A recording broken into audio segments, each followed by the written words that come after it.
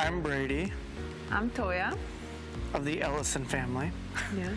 I shoot for the USA. And I shoot for Slovenia.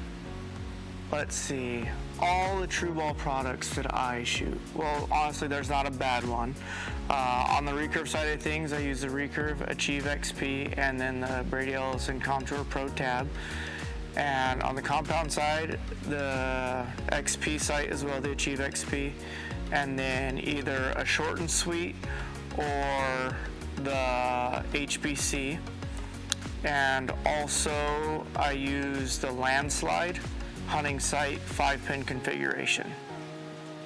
All right, I don't use as many products as he does, but I'm using the Achieve XP sight, compound one, and goat release. My first True Ball product was an old Ultra 2. I guess I fail on this one. Well, I think, it's actually kind of amazing because like a back tension release can really work off of something so incredibly simple like the old Ultra 2s.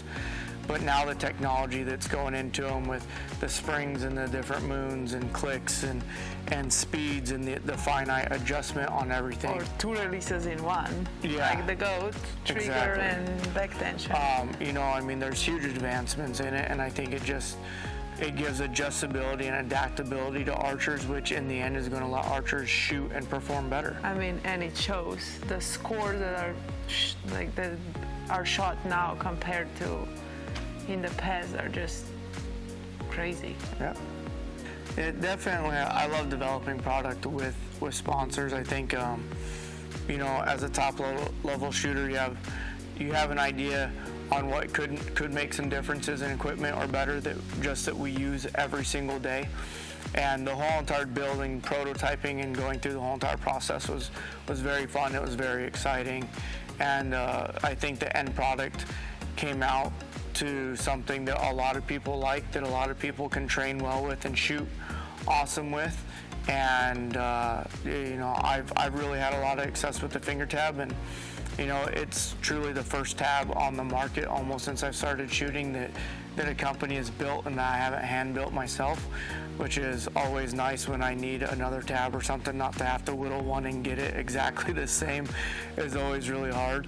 Yeah. So it's really nice being able to have a piece that I don't have to do anything to and works. I think that it's awesome because I feel that like the company, because it's family, we are also treated like a family as well, because everything always run as a family. So I think that's why they always treat us shooters also as a family, and you can feel that. And yeah, we are super family people, so it's just awesome to be a part of this family as well. Definitely, and I think all of our sponsors treat us pretty good, but with True Ball, they know how important family is and the ties that it is, and they really support shooters with families a lot too.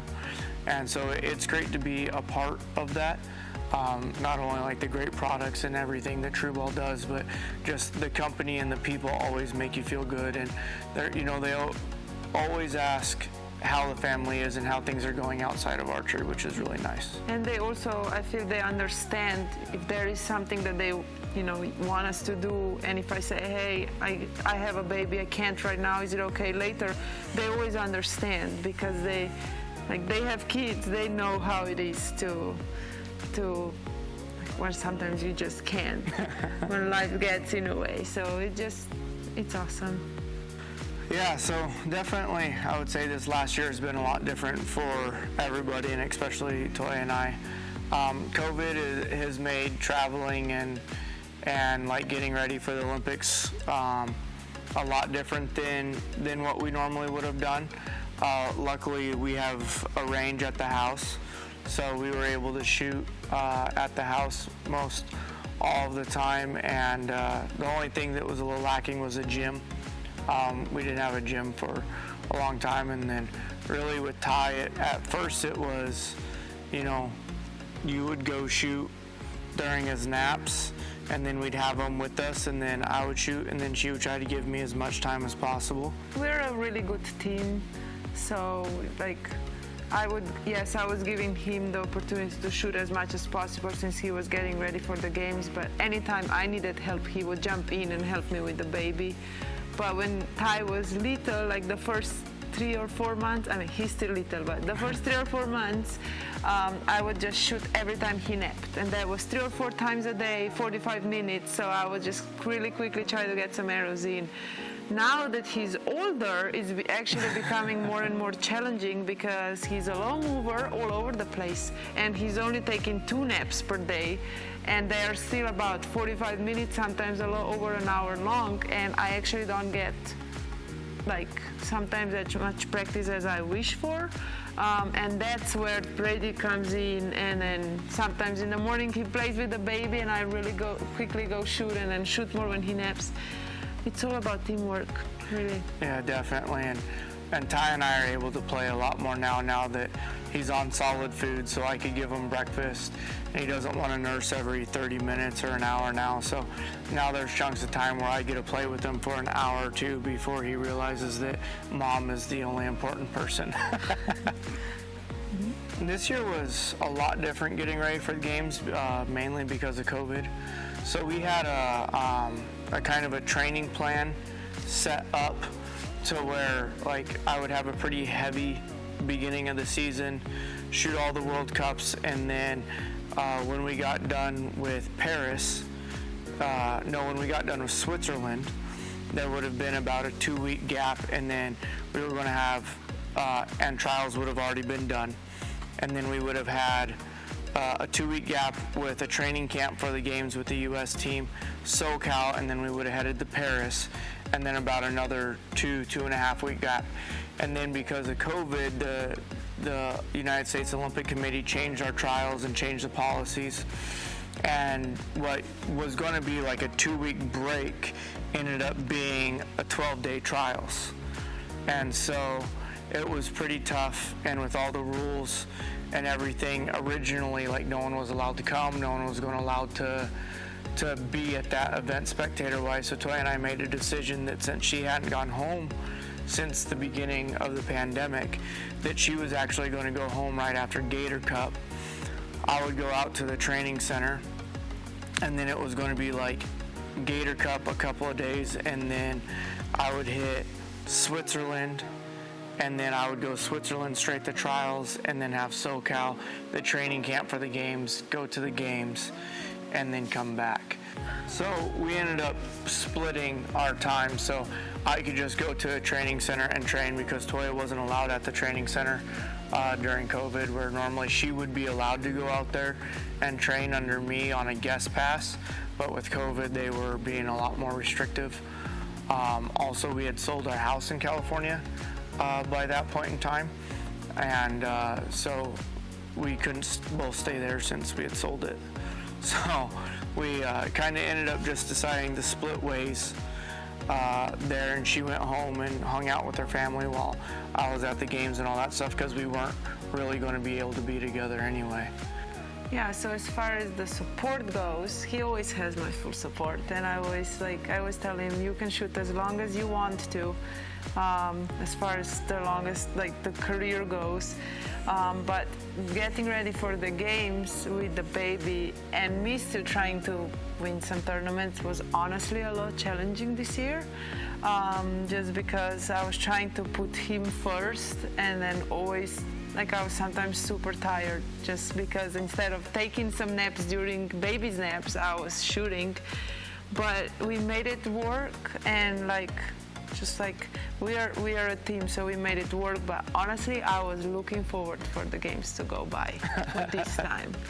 I was bummed I couldn't be there, but at the same time, it was better for us this year because of Ty being so little. But yeah, honestly, this time around, I was just looking forward for this craziness to be over, for the World Championships to be over, World Cup final to be over. I'm super excited to be here at World Championships, excited to do World Cup final, and that I made it and that he made it.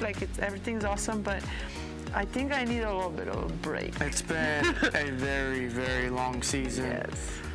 It's actually amazing, like when you build a training plan and when it gets disrupted and like that 2 weeks in the middle of the year that I could have slowed down or just trained would have made a huge difference how I feel now or even how I felt at the games compared to like going into like a very stressful 12-day tournament.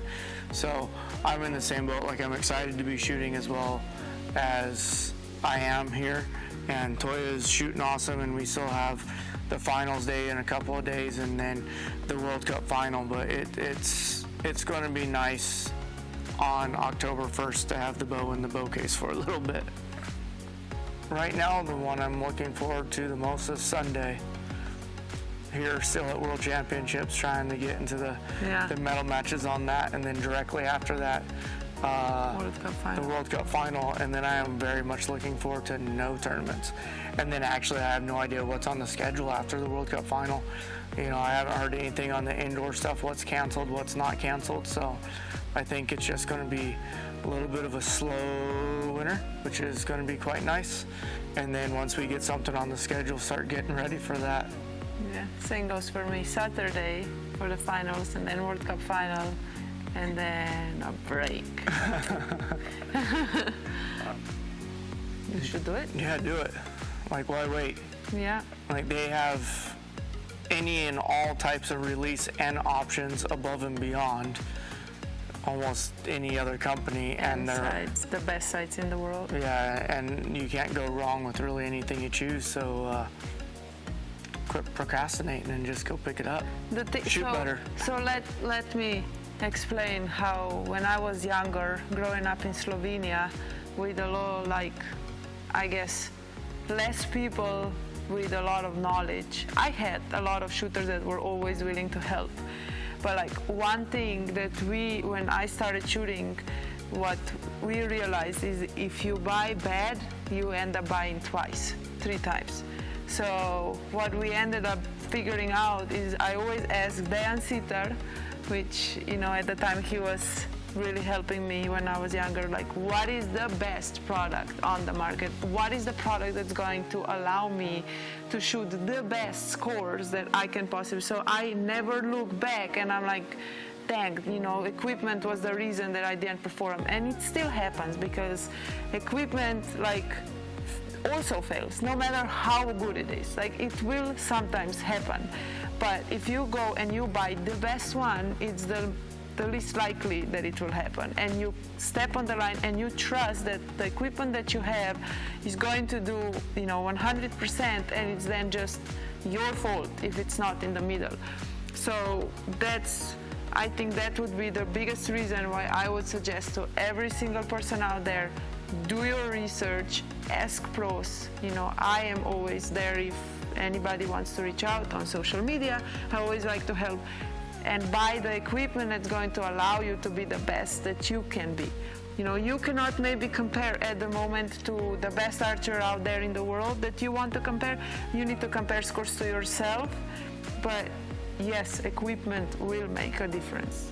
Better bows, better sights, better releases, better strings, better. The best, yes, that will make a difference. And for us, that is maybe, you know, a couple points, but for the beginner, that might be a 50-point swing over the side that doesn't work, you know. Yep. So that would be my why. Thank you. Thank you.